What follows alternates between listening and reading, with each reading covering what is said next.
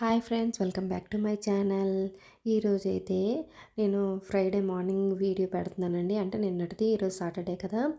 ఈ విధంగా అయితే మార్నింగ్ 4కి లేచానండి. 4కి లేచి ఇగోండి ఇంటి ముందంతా క్లీన్ చేసుకొని, ఇల్లు క్లీన్ చేసుకొని, తడిపట్టు పెట్టుకొని, బయట కడిగి చూడండి ఏ విధంగా మొత్తం అంతా క్లీన్ చేసుకున్నానండి. ఇంక మా బాబు లేస్తే నాకు పని అవ్వదని చెప్పేసి ఒక స్టవ్ పైన ఏమో పాలు పెట్టాను, ఇంకా అన్నం కూడా పెట్టాను. ఎందుకంటే అమ్మవారి పులిహోర చేద్దామని చెప్పేసి ఈ విధంగా అయితే చూడండి నేను అన్ని పనులు చేసి వచ్చేటప్పటికి 5:30 అయింది. ఇదిగోండి ఈ విధంగా ఇంటి ముందు అయితే క్లీన్ చేసుకొని, ఇదిగోండి ద్వారంకి ముగ్గులు పెట్టుకొని, ఇంటి ముందు కూడా ముగ్గు వేసేసి పువ్వులైతే రెడీగా పెట్టుకున్నాను. చూడండి మా హస్బెండ్ 6కి లేచి స్నానం చేసుకున్నారు. మొత్తం నేను ఇంకా ప్రసాదాలన్నీ చేసి వచ్చేటప్పటికైతే ఈ విధంగా డెకరేషన్ చేశారు. నేను చూడండి ఇంకా ఫ్రూట్స్ అన్నీ కడిగేసి ఇంకేమేమి ప్రసాదాలు చేశానో అవన్నీ తీసుకొచ్చి ఇక్కడ పెట్టానండి.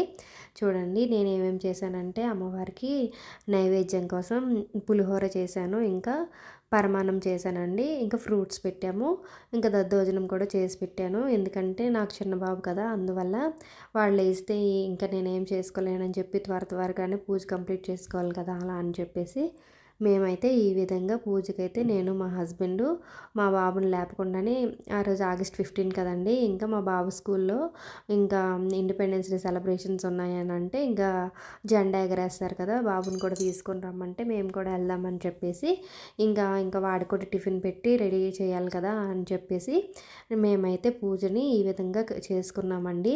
చాలా మనస్ఫూర్తిగా నేనైతే దండం పెట్టుకున్నాను అమ్మవారికి.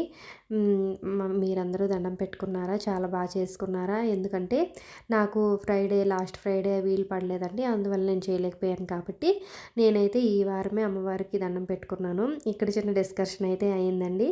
ఎందుకంటే మా హస్బెండ్ ఏమో ఇవేమంటారు బెల్వదళాలు అయితే తీసుకొచ్చారు. మనం వెనక నుండి వేస్తే ఇలా వేస్తే అంట అవి ఏమో ఏమో అన్న జ్ఞానం కోసం అంట, ముందుకు పెట్టేస్తే ఐశ్వర్యం వస్తుందంట. నువ్వు ఏ విధంగా కోరుకుంటున్నావో చెప్పానంటే నేనేమన్నానంటే అక్కడ జ్ఞానం ఉంటేనే కదా ఐశ్వర్యమైన ఏమైనా వస్తాయి, అంతే కదండి. నేనైతే ఈ విధంగా అన్నాను. దానికి మా హస్బెండ్ ఏమన్నారంటే కనీసం ఒకసారైనా సరే డబ్బులు రావాలని నువ్వు కోరుకోవట్లేదు ఏమనంటే నాకు అలా అనిపించింది, నేను అలానే చెప్పాను. ఈ విధంగా అయితే మా హస్బెండ్ అలా అన్నారు, నా కోసం నువ్వు అలా కోరుకోవట్లేదు అని చెప్పేసి మేము ఈ విధంగా అమ్మవారికి అయితే బిల్వదళాలు ఇంకా గులాబీలతో అయితే నేను అమ్మవారికి పూజ చేసుకున్నానండి. ఈరోజైతే ఖచ్చితంగా శ్రీ సూక్తంతో పూజ చేసుకుంటాము. చాలా మంచిదండి శ్రీ సూక్తం చదివి అమ్మవారికి ఆ వాహనం ఆసనం అవన్నీ చెప్పి చేసుకుంటే ఖచ్చితంగా అమ్మవారు మన ఇంటికి వస్తారు. నాకైతే ఆ నమ్మకం ఉందండి. నాకైతే నేనైతే నమ్ముతాను అమ్మవారిని మాత్రం.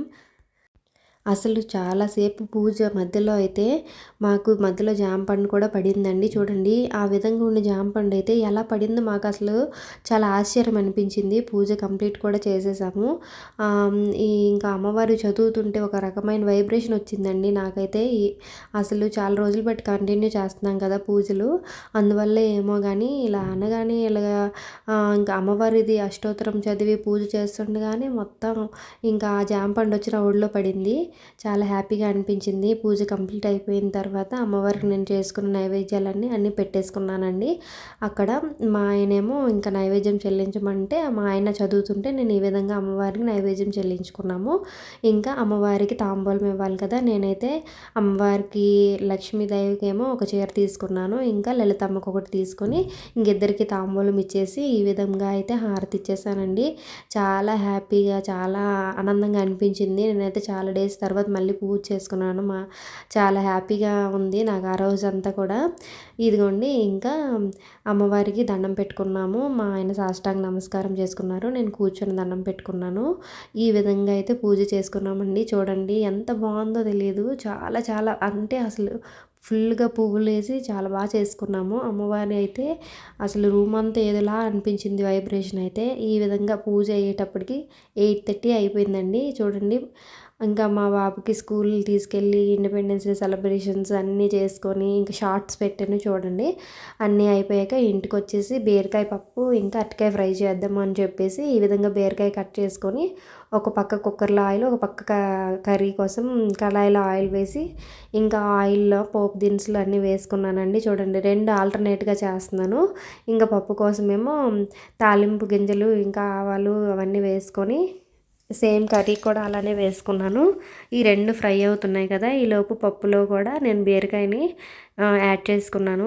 ఆ తాలింపులో చూడండి ఈ విధంగా ఫ్రై అవుతున్నప్పుడు దీనిలోనే ఉప్పు పసుపు కూడా యాడ్ చేసుకున్నాను బీరకాయకి. అవి కొంచెం మగ్గితే బాగుంటుందని చెప్పేసి చూడండి దీనిలో మనం ఎప్పుడు పప్పు తాలింపు పెట్టినట్టే చేసుకోవాలండి. నేను ఇంకా అందులోనే కొంచెం కందిపప్పును కూడా యాడ్ చేసి అది బాగా ఫ్రై అయ్యాక టమాటాలను కూడా యాడ్ చేశాను. అవి బాగా మగ్గాక కొంచెం కారం కూడా వేసుకున్నాను. ఎందుకంటే 2 పచ్చిమిరపకాయలు వేసాను కదా కారం కోసం అని చెప్పి వేసుకొని వీటిని బాగా కలుపుకొని ఆయిల్ని అయితే యాడ్ చేసుకున్నాను.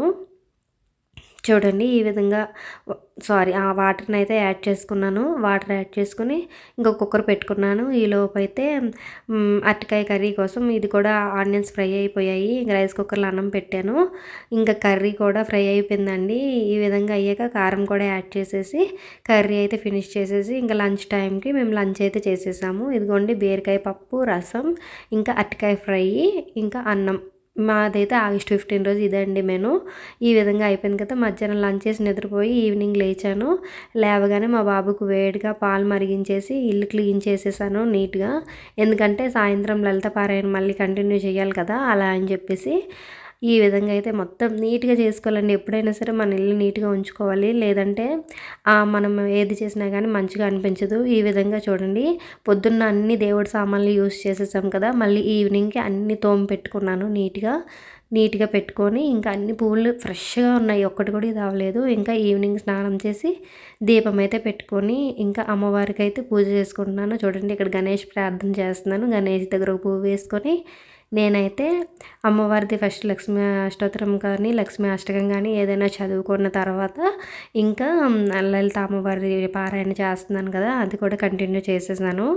చూడండి చాలా చాలా హ్యాపీగా ఉందండి. చాలా ఏమంటే లలిత పారాయణ చేస్తే మీకు అలా ఒక వైబ్రేషన్ వస్తుంది. ఎక్కువ రోజులు కంటిన్యూగా చేయండి ఎవరైనా కానీ. 40 రోజులు కానీ 42 రోజులు కానీ చాలామంది చేస్తూ ఉంటారు. చాలా చాలా చాలా హ్యాపీగా ఉంటుంది. 40 రోజులు అయ్యేసరికి మీకు అసలు ఏదో తెలియదు, ఇంకా దేవుడి దగ్గర ఉండిపోవాలనిపిస్తుంది. చూడండి ఈ విధంగా లలిత పారాయణ కూడా కంప్లీట్ చేసుకొని అమ్మవారికి హారతి అయితే ఇచ్చేసాను. చూడండి బాగుందా నేను ఎలా పూజ చేస్తున్నాను. నా వీడియోస్ నచ్చితే లైక్ చేసి సబ్స్క్రైబ్ చేసుకోండి. Thank you.